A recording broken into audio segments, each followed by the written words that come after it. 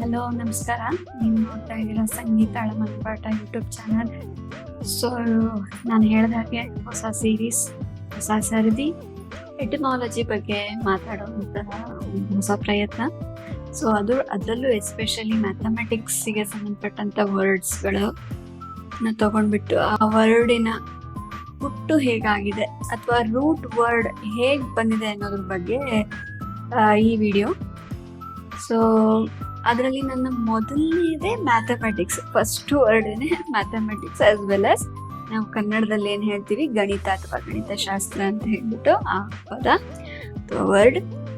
So the word mathematics is derived from ancient Greek word ಮ್ಯಾಥಮಾ. ಓಕೆನಾ?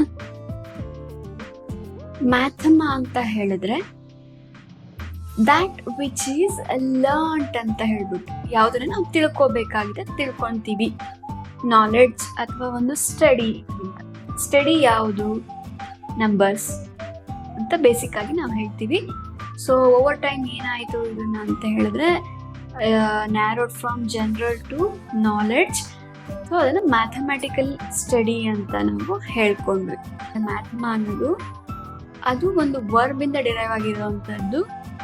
ಮ್ಯಾಂಥನಿಯನ್ ಅಂತ ಹೇಳ್ಬಿಟ್ಟು ಇದು ವರ್ಬ್. ಓಕೆನಾ? ಅದು ನೌನ್ ತರ ಯಾವುದು ಮ್ಯಾಥಮಾ. ಸೊ ಎರಡರ ಅರ್ಥನೂ ಒಂದೇ, to learn, to gain knowledge ಅಂತಾನೆ ಹೇಳ್ಬಿಟ್ಟು. ಗೇನ್ ನಾಲೆಡ್ಜ್ ಯಾವ್ದ್ರಲ್ಲಿ ಅಂತ ಹೇಳಿದ್ರೆ ಎಸ್ಪೆಷಲಿ ನಂಬರ್ಸ್ ಇಂದ ಸ್ಟಾರ್ಟ್ ಆಗಿ ಅದು ಕಾಂಪ್ಲೆಕ್ಸ್ ತನಕ ಇವತ್ತು ನಾವು ಓದ್ತೀವಿ ಮ್ಯಾಥ್ಸ್ ಅಂತ. ಸೊ ಗಣಿತ ಅಥವಾ ಗಣಿತಶಾಸ್ತ್ರ ಕನ್ನಡದ ಪದ ಹೇಗೆ ಬಂದಿದೆ ನೋಡೋಣ. ಸೊ ಅದೇ ರೀತಿ ಗಣಿತಶಾಸ್ತ್ರ ಅಥವಾ ಗಣಿತ ಅಂತಕ್ಕಂತಹ ಕನ್ನಡ ಶಬ್ದ ಅಂತ ಹೇಳಿದ್ರೆ ನಾವು ಕನ್ನಡದಲ್ಲಿ ಬಳಕೆ ಮಾಡುವಂತ ಶಬ್ದ ಅಂತ ಹೇಳಿದ್ರೆ ತಪ್ಪಾಗ್ಲಾರ್ದು.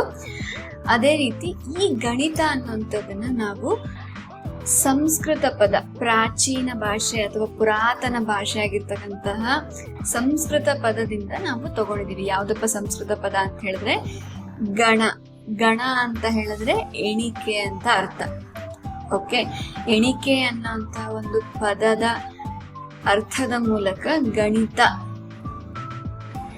ಲೆಕ್ಕಾಚಾರದ ಶಾಸ್ತ್ರ ಅಂತ ಹೇಳ್ಬಿಟ್ಟು ನಾವು ತಗೊಂಡಿದ್ವಿ. ನಿಮ್ಗೆ ಸಾಮಾನ್ಯವಾಗಿ ಎಲ್ಲರಿಗೂ ಗೊತ್ತೇ ಇರುತ್ತೆ, ನಾವು ಹಲವಾರು ಪದಗಳು ಕನ್ನಡದಲ್ಲಿ ಬಳಕೆ ಮಾಡುವಂಥದ್ದು.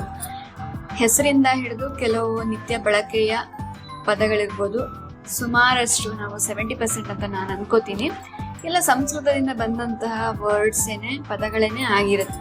ಸೊ ಅದೇ ರೀತಿ ಗಣಿತಶಾಸ್ತ್ರ ಕೂಡ.